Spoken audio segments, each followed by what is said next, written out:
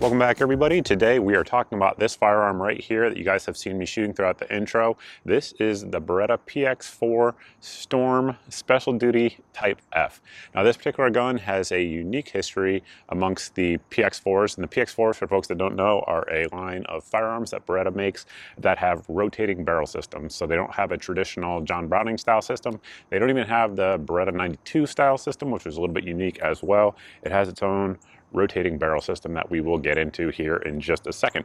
But this gun was made for the 2005 U.S. military handgun trials, and those trials specified a number of different things. 45 ACP, had to be capable of running a silencer, which we will talk about here in a second for this pistol because it's kind of unique. It had to have special coatings and finishes and be able to survive being in salt water for up to 10 days, and this one does that. This also has a unique slide finish for Beretta pistols. It begins with B. I don't even want to attempt to pronounce it here, but it has to do with that salt durability testing. And of course, a number of the internals on this gun are also PVD finished for the same reason. And there's just a lot of unique things going on with this firearm. Note that firearms trial, many of you guys may know or not know that ultimately none of those guns were actually selected, and the trials just went nowhere. And shocker, it was a gigantic government waste of money. However, for the civilian market, it was a good thing because it gave us a number of very good, higher than a 1911 capacity 45 ACP pistols. This one is one of them. Of course, HK had a submission, also did Taurus, Sig Sauer, FN, and many others. And those grew into commercially available guns for folks who like 45 ACP. And this is just one of them. Now, these didn't actually come out for the civilian market, I don't think, until like 2010. So there was a delay in getting them out to the civilian market. And I've always wanted one, but the problem with these guns is that they're only made in limited number batches. So I reached out to the folks at Beretta like 2 years ago at this point, and I requested one of these, and I had to wait until they made another batch. And they made another batch, and they got this one out. We've had it in here on the channel for a while now, have a number of rounds through it, and basically what we're gonna do today is just walk you through the pistols, some of the cool features it does have, some of the unique features it does have, and then talk about reliability, price point, all of those things. Additionally, today is a Mug Club episode, so we're going to head over to Mug Club and do some exclusive content based on the shooting that happened recently in Maine as of when I'm recording this video.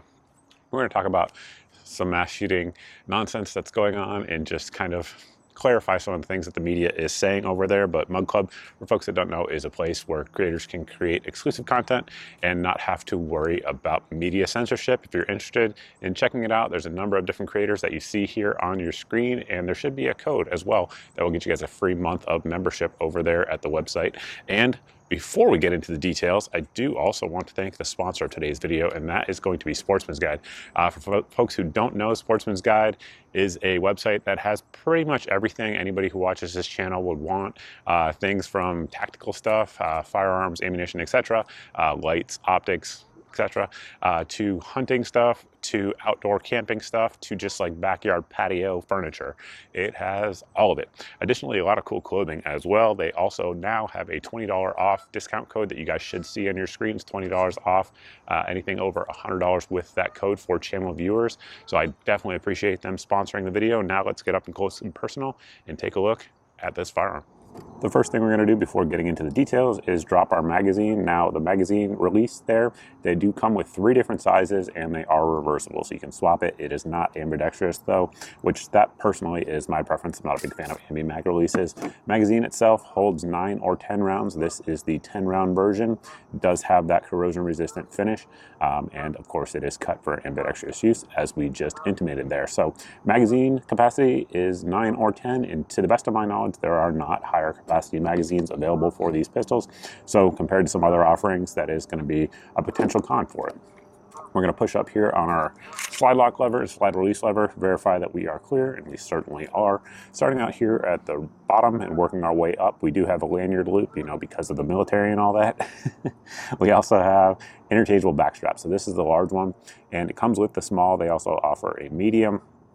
Has some texture back here at the rear. Additionally, we have some up here at the front.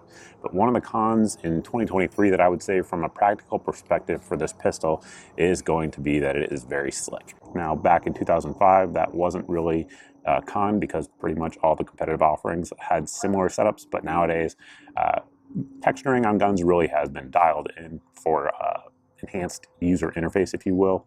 But I do like the pointability of it. I like the fact that with this large backstrap, with my large hands, I can get in there and get some purchase on the gun. There's a lot of guns that don't offer that for folks with hands like mine.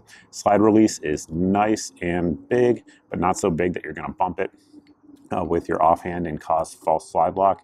And you guys can see that it also has the serrations to send the slide home. Now with that, let's talk about the operation of this pistol. This is a Type F, and what that means in Beretta circles is that it has a safety, a manual safety on it. So that is what this is here, and it also has a decocker. So you see red, it's ready to fire, red dead, and then you're going to decock it. At this point, it is in the safe position. You can pull the trigger all you want, nothing's going to happen. To fire, you need to push it up, and I should note there that our safety selector is ambidextrous, but you can push it up, and at this point you're going to be double action, and then of course the slide will cycle and you'll go to single action.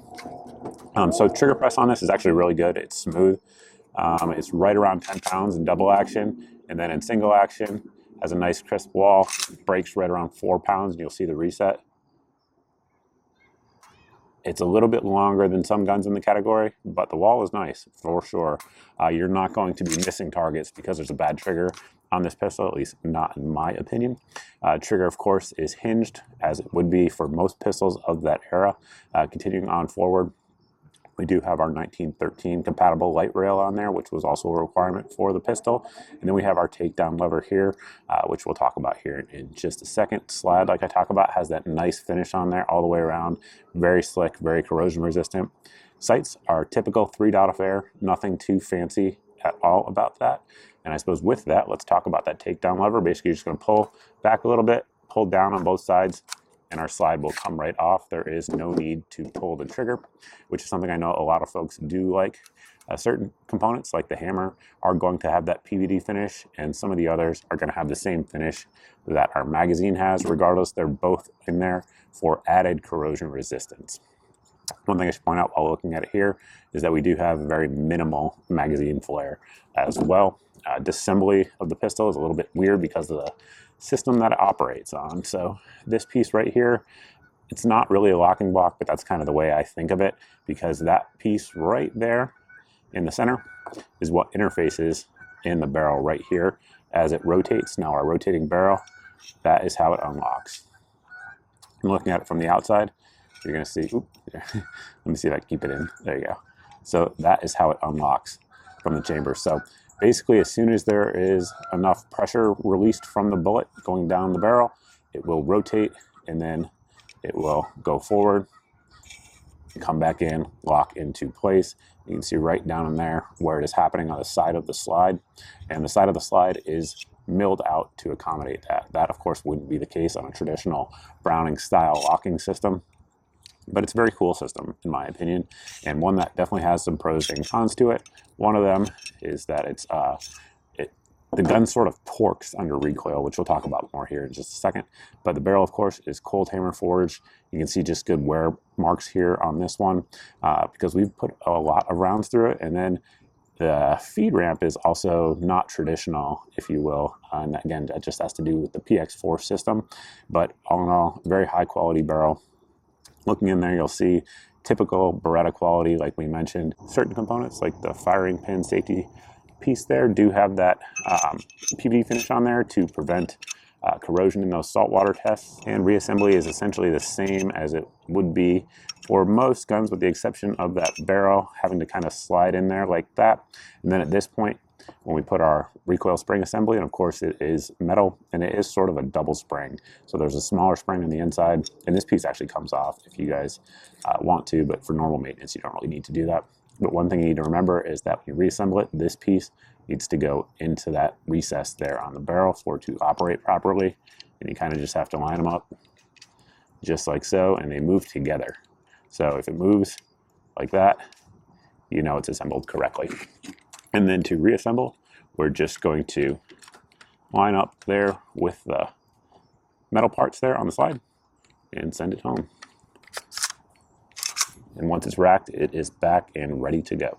Now that y'all have seen how the pistol operates and how it comes apart, all of those sorts of things, there's a few things I want to touch on before we close the video out. So first off, it does come in a case that looks like a Pelican case. If I had to guess, Beretta probably has Pelican OEM it for them, but very good case. It's notable in this case because it has pre-cut foam for your magazines, for your pistol. It has all of the different components like the different back straps and magazine release buttons, those things that we talked about. And it is lockable, sealable. You can travel with it. It's an excellent case. So it is notable in that regard. Additionally, one thing to talk about is the fact that the trials back in 2005 even, which is a long time ago, and thinking about the history of modern combat pistols, did specify that the gun had to be capable of being suppressed. So what's weird when a lot of people first see this pistol is they assume that this is like a thread protector or something like that out there at the end, and it's not. And even on Beretta's website right now, you can go over there and it says capable of being threaded, but it doesn't say capable of being suppressed. And why do I say that? Well, because of the rotating barrel design there, as you can see, that barrel is quite literally rotating on an internal axis when the gun fires. If you had a suppressor that was threaded on in a traditional way, number one, I'm not sure that a booster would work correctly, but I'm not sure on that. It might. But one thing that it would very likely do is, depending on the direction of the threads, it would give you one of two problems. Either it would very quickly unthread just because of the rotating nature of the barrel, or it would quickly thread itself on to the point of being carbon locked. So how did they actually account for that during the trials? Well, from what I've read, they made two companies rather put submissions for the actual barrels, for the actual silencer to go with this gun, Gemtech and then Knights Armament. And so the pictures I found online have the Knights Armament, which uses like an underbarrel, a 1913 attachment system that goes on there. And from what I understand, the Gemtech was a thread-on option. I have not been able to find any photos of that, unfortunately, but they were offered, but they required unique systems, if you will, versus a traditional Browning style locking system. Now, like we said, none of these ever went into military service, but again, there's a long legacy of pistols based on them that we now have at our disposal here in 2023. A couple other things to talk about here before we close the video out. Number one is going to be just how it felt. So when I was just talking about earlier, the thing that's weird about this gun, and I have a 9mm PX4 I've had for years. I've had it, I think, since 2013, 2012, is that in the 9mm, you definitely feel the torque of it unlocking, but you don't feel any sort of perceived push like you do compared to other 9mm pistols of its size and weight. In 45, it's different. So one thing I will tell you is that when you're firing it, you absolutely feel the torque of it. It is a weird recoil impulse in that regard. And then I think combined with the fact that it's relatively lightweight and it has that slick sides on there, it moves on you. It moves more than I would have thought it would. It's not terrible. It's not like a punishing pistol to shoot, but if I can, I'm going to try to roll in some side-by-sides the same day, same ammo, same everything of this gun with the Gen 5 Glock 21 that you guys just saw there. And it definitely moves more than I would have expected. That said, is it something that would prevent me from picking the gun because of the weird recoil impulse? No, I just think it's somewhat interesting. Additionally, a potential con for the gun is just this system here, the F system that's up on the slide. Now you can convert the 9mm ones to a G model, meaning that it's a decocker only. To the best of my knowledge, I haven't seen any conversion kits for the 45 ACP. They may be out there though, I just haven't seen them. But that is a potential con because a lot of people don't like that if you manipulate the slide, you can cause it to go down and have a dead trigger. I don't think it's that big a deal on the PX4s. I think it's a much bigger deal on the Beretta 92 series, just the way the ergonomics works, because on this, most of the time when you pull back, you're essentially preventing it from going down. So that's my personal take on that issue. Reliability, this gun has just over 1,100 rounds through it right now, which is why you saw all the wear when we just had it apart. And we've had one malfunction. One malfunction, it was with hollow point ammo.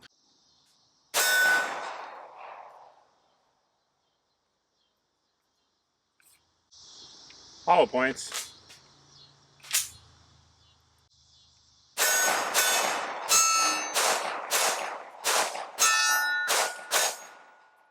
and everything else has ran 100% combination of hollow point and just standard ball ammo. And again, thanks to our friends at Firearms Depot for providing the 45 ACP that we used during this test.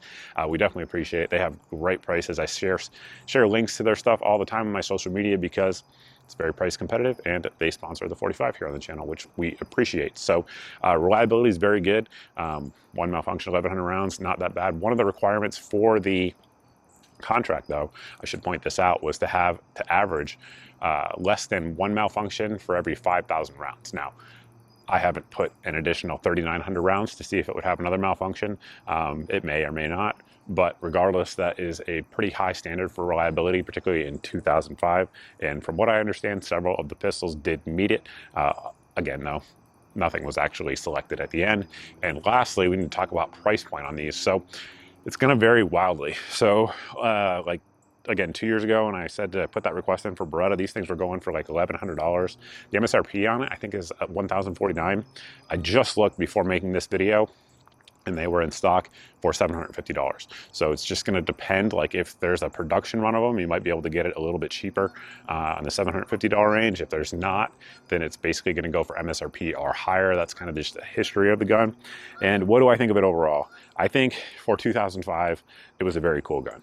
I think in 2023, it's a cool gun if you're into like military history, or if you're just somebody who wants a large 45 ACP gun. It seems to be very well built. Berettas are very highly regarded by me and many others for being one of the best gun makers out there, and this is a very good gun. High quality, no machine marks, everything that you would expect from a premium gun. Would I buy this as my go-to self-defense 45 ACP in 2023? No. Again, is it a bad option? No, it's not. But there's just others I would choose just that have more modern features, I guess you could say, that I would be looking for. That said, as a collector of military firearms, a very, very cool gun to have, and one that I will not be getting rid of anytime soon. So I suppose with that, that's all I have for you guys. If you have any questions or anything that we talked about here in the video, you can always post those down below in the comment section. You can also post those over at my various social media sites, which I recommend following me on if you're not following me over there already. Twitter, Telegram, those are the best. Truth's pretty good as well in terms of not having a bunch of censorship, but I'm on pretty much all of them. The Zuckerberg sites, of course, like to censor me. And speaking of censorship, if you're not subscribed here on the channel, please hit the subscribe button. If you like detailed reviews like this, also hit the notification bell. But if you guys have done both of those and you're not seeing 2 to 4 videos a week here on the channel, it's because you're being censored by an algorithm. And one way to get around that is to sign up for the email list at the website here on my screen, on your screen rather. And this email goes out once a month. It has all the videos since the previous month's email went out, so that way there's no big tech giant censoring your eyes from my content rather. And then additionally, should this go on sale, the ammo for it go on sale, the mags go on sale, optics go on sale, anything like that, it will be my daily deals email that you can sign up for at the website here on your screen. Totally different email list than the one I just talked about. This one goes out every day, and it has 8 of the best deals that we find around the internet on guns, ammo, optics, etc. If the item is in that email on that particular day, it's the cheapest I know of anywhere on the internet. So that way it saves you guys some time because I've already done the looking for you, and also saves you some money as well. And with that, I think that's all I have for you. We're going to head over to Mug Club. Piss off, YouTube.